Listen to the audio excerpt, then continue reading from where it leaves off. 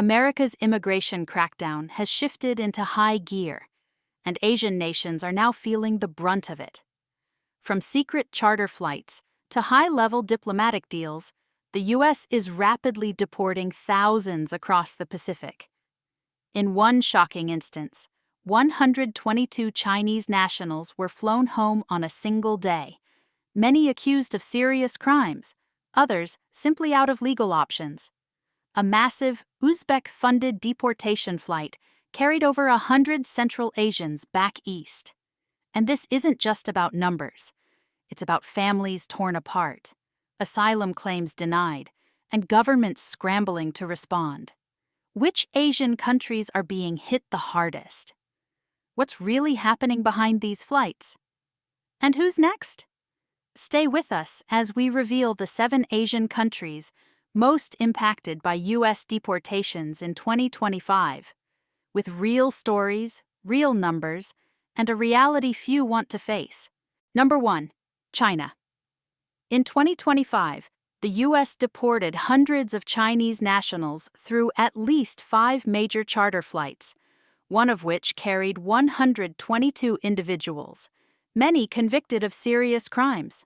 The removals follow a sharp rise in Chinese border crossings, 56,000 in fiscal year 2024, and intensified crackdowns under the Trump administration. DHS emphasized public safety while warning of visa sanctions on nations that fail to take back deportees. China, after initial resistance, agreed to repatriate verified citizens. Though ICE frames these actions as security measures, human rights advocates warn some deportees may be asylum seekers fleeing economic or political hardship. One family reportedly fled poverty only to face deportation. Chinese media largely avoid the issue, but online forums reveal widespread fear among migrants. Beijing has publicly cooperated, stating it will accept confirmed nationals. Domestically, reactions are mixed. Some families face shame, while officials push for smoother repatriation processes. China balances compliance with the U.S. against its own diplomatic and trade priorities. Number 2. Philippines. Roughly 250 to 300 Filipinos have been deported from the U.S. since January 2025, a small number compared to the massive Filipino diaspora. Many had criminal records or lacked legal status. ICE arrests include a 55-year-old in Los Angeles with prior rape and theft convictions. While Filipino migrants often regularize their stay, recent enforcement sweeps have caught long-settled individuals in legal limbo. Filipino media spotlight personal stories, like one man whose elderly mother pleaded for leniency from a U.S. court. Tearful goodbyes and lost jobs dominate the narrative. Community groups on both sides of the Pacific, from churches to legal advocates, are mobilizing support. The Philippine government insists on accepting all deportees directly, not to third countries, and actively works with U.S. courts. Domestically, Manila emphasizes due process and human rights monitoring. The issue resonates deeply within Filipino-American communities, where deportations are seen as both legal battles and emotional tragedies. Number 3. Vietnam.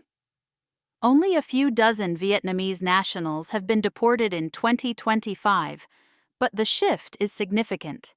Historically uncooperative, Vietnam now responds to deportation requests faster, within 30 days, after facing pressure from the Trump administration, including threats of trade tariffs and visa sanctions.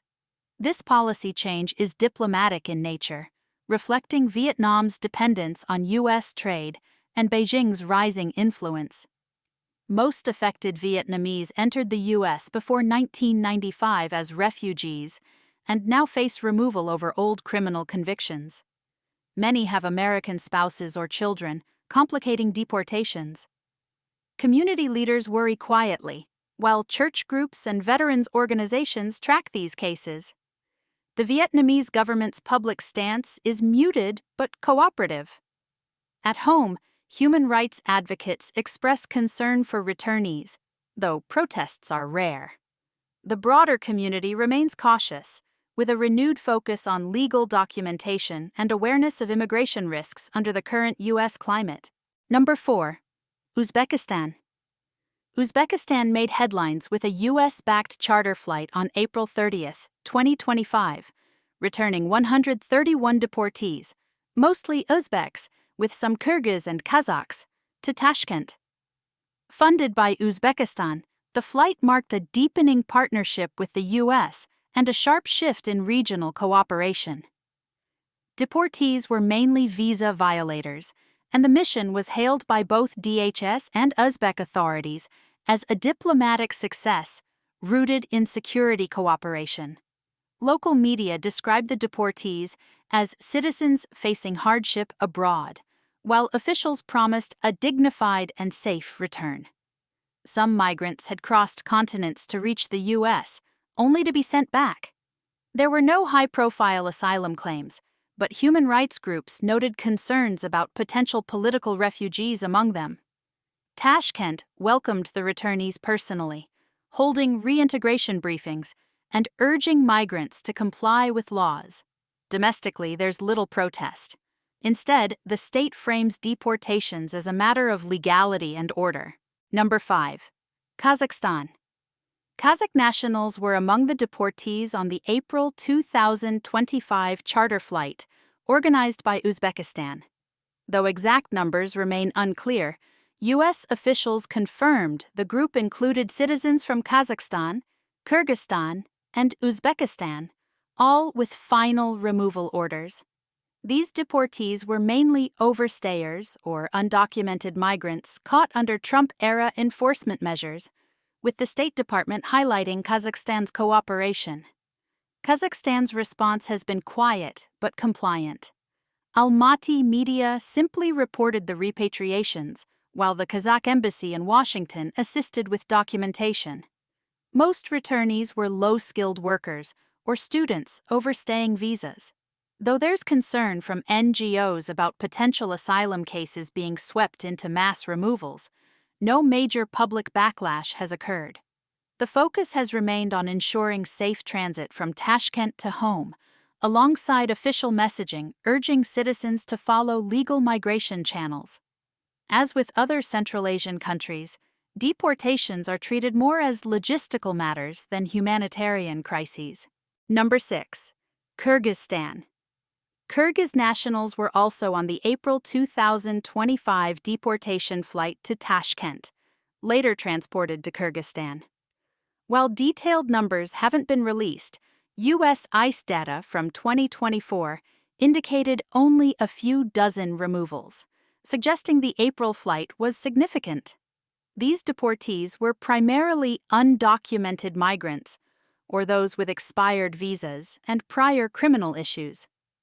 Official Kyrgyz media confirmed the arrivals, emphasizing that the repatriation was handled with legal and humanitarian principles. Civil society groups, however, voiced concerns that refugees may have been among the deportees, though no specific cases have surfaced. The government's response has been low-key, focused on coordination with Uzbekistan and safe returns. Bishkek's foreign ministry has reminded its citizens to legalize their status abroad and thanked Tashkent for logistical support. While NGOs advocate clearer policies for distinguishing criminals from asylum seekers, there's been no domestic uproar, just quiet diplomatic cooperation and limited public attention. Number 7. Nepal. By June 2025, Nepal had seen around 140 of its citizens deported from the U.S., a sharp increase from previous years. One upcoming flight alone was scheduled to return 40 people. Many of these migrants were undocumented or lured by human smugglers, often traveling across multiple continents to reach the U.S. Once caught, ICE moved quickly, citing final removal orders and national security priorities. Local media have interviewed deportees who describe harrowing journeys and shattered hopes. One man crossed 4 continents, only to be caught in a Dallas raid. Others include young rural migrants overstaying tourist visas or falling prey to traffickers. Nepal's government has focused on reception and reintegration, screening arrivals at the airport, and pledging to investigate smuggling rings. Civil society groups are calling for stronger rural employment programs to stop future illegal migration. While Kathmandu accepts U.S. deportations without protest, the emotional and social cost at home continues to rise. Behind every deportation is a story: a job lost, a family separated, a journey cut short. The 2025 U.S. removals aren't just statistics, they reflect a dramatic shift in how nations handle migration, legality, and human lives. For many Asian nationals, from China to Nepal, the message is clear: undocumented presence, old convictions, or failed asylum bids now come with swifter, harsher consequences than before. But here's what's equally important: these deportations are reshaping diplomatic ties. Some governments comply quietly, others negotiate terms, while communities watch in fear or silence. The global migrant map is changing, and Asia is now squarely in the crosshairs. So, what do you think? Are these removals just law enforcement in action, or is there something deeper behind the scenes? Drop your thoughts in the comments, subscribe for more global insights, and don't forget, the next story could be closer than you think.